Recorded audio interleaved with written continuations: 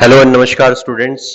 Today it is Saturday and I welcome you all in this session. So आज हम लोग start कर रहे हैं अपना next topic and that is electric potential due to a conducting shell.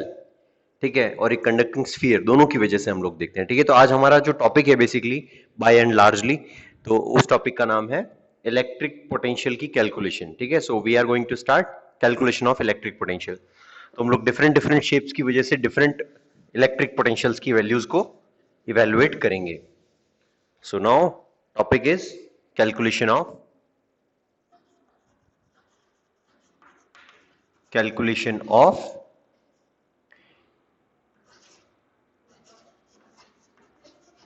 Electric potential.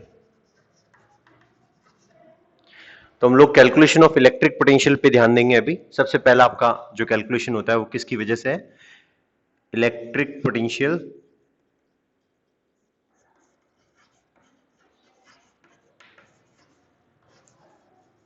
Due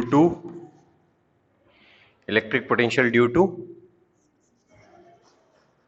charged conducting shell.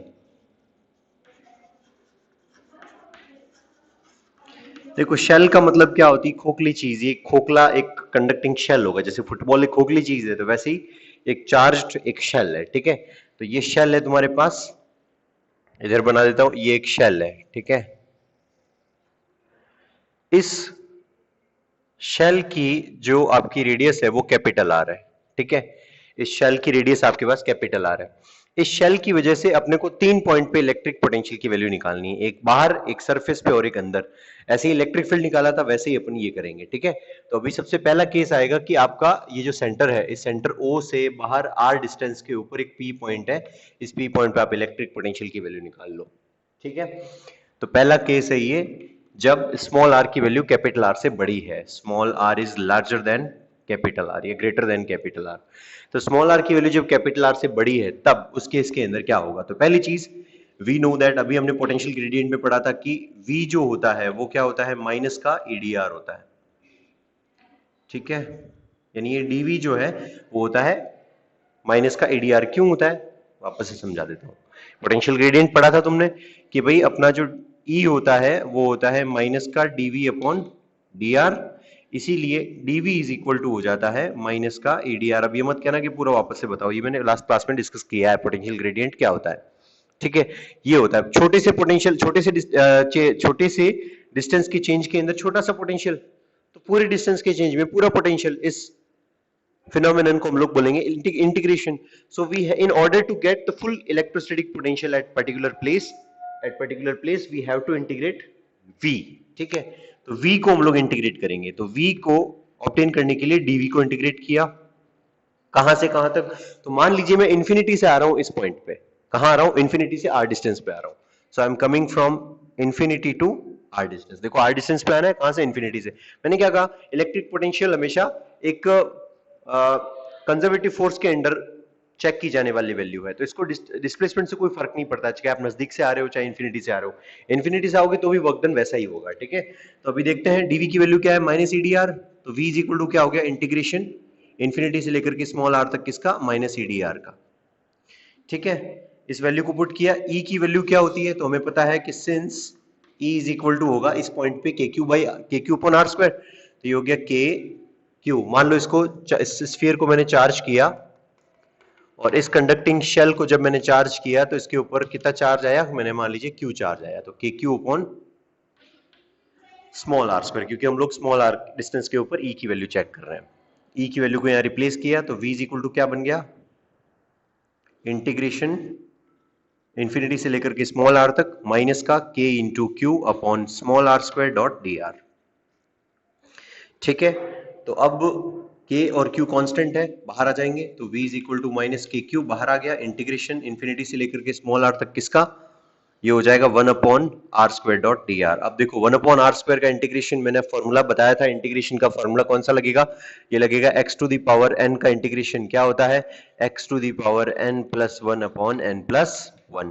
तो ये formula लगाने के लिए r टू द पावर -2 कर दीजिए. -2 के अंदर +1, -2 के अंदर +1, तो ये बन जाएगा V is equal to minus का के क्यू, ठीक है, और ब्रैकेट के अंदर आ जाएगा माइनस का 1 आर, कहां से कहां तक, इंफिनिटी से लेकर के स्मॉल आर तक। Upper limit minus lower limit करते हैं तो ये हो गया माइनस का के इंटू क्यू, ब्रैकेट के अंदर माइनस का 1 आर प्लस 1 इंफिनिटी। तो प्लस 1 इंफिनिटी, 1 इंफिनिटी क्या हो जाएगा, जीरो, तो जीरो हो गया, तो इसका तो वैसे ही यही खत्म हो गया मामला। तो v इज इक्वल टू क्या बन गया, माइनस का k इंटू क्यू, ब्रैकेट के अंदर माइनस का 1 आर, माइनस माइनस हो गया प्लस, तो v इज इक्वल टू क्या बन गया, के क्यू अपॉन आर।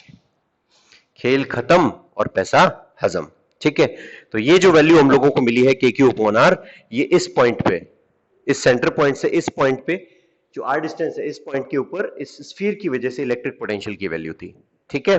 अब अगर मैं बात करना चाहूं कि अगर मैं चलता चलता कहां पहुंच जाऊं, इसकी सरफेस पे पहुंच जाऊं, ये चलता चलता चल कम होता होता यहां पहुंच जाऊं, तो उस समय क्या होगा, ये स्मॉल आर बराबर हो जाएगा किसके, कैपिटल आर के, है ना। सेकंड केस क्या कहता है, सेकंड केस कहता है small r is equal to capital R. तो मैं डायरेक्ट यही वैल्यू रख दूं तो small r is equal to capital R, तो ये हो जाएगा v is equal to k q upon capital R. तो इतना पूरा झंझट करने की जरूरत नहीं पड़ेगी, तो सीधा सीधा आपके पास electric potential on the surface कितना आ जाता है, के क्यू अपॉन कैपिटल आर। खेल खत्म, पैसा हजम, ठीक है। ये यहां पे ये सेकंड केस के लिए पोटेंशियल की वैल्यू लिख रहा हूं, के क्यू अपॉन कैपिटल आर। दूसरा हिस्सा भी हो गया। अब तीसरी बात क्या कही जाएगी कि आप चलते चलते कहां पहुंच गए, अंदर। ये रहा स्मॉल आर, ये तो है पूरा कैपिटल आर, ये है छोटा सा स्मॉल आर। तो बताइए स्मॉल आर पे इलेक्ट्रिक पोटेंशियल की वैल्यू कितनी है। बड़ा आसान है यार, अब देखो दिमाग लगाना। इलेक्ट्रिक पोटेंशियल अपने आप में क्या होता है, वी अपने आप में क्या होता है, ये होता है work done per unit charge. तो जब तक तुम यहां से चलते आए इंफिनिटी से यहां तक पहुंचे, तब तक तुमने कुछ ना कुछ वर्क डन कर लिया था ना। कितना किया था, के क्यू अपॉन कैपिटल आर। इतना work done per unit charge किया जा चुका था पहले से। अगर यहां तक आने तक इतना work done per unit charge किया जा चुका था, तो क्या अंदर आने पर मेरा वो वर्क डन खत्म हो जाएगा। देखो मैंने ये कहा आपसे कि आप घर पे आओगे, घर के दरवाजे तक आओगे, आप मेरे घर पे आए मान लो, है ना। तो मैंने आपको ये कहा कि जब भी आप मेरे घर पे आओगे मैं आपको 100 रुपए दूंगा।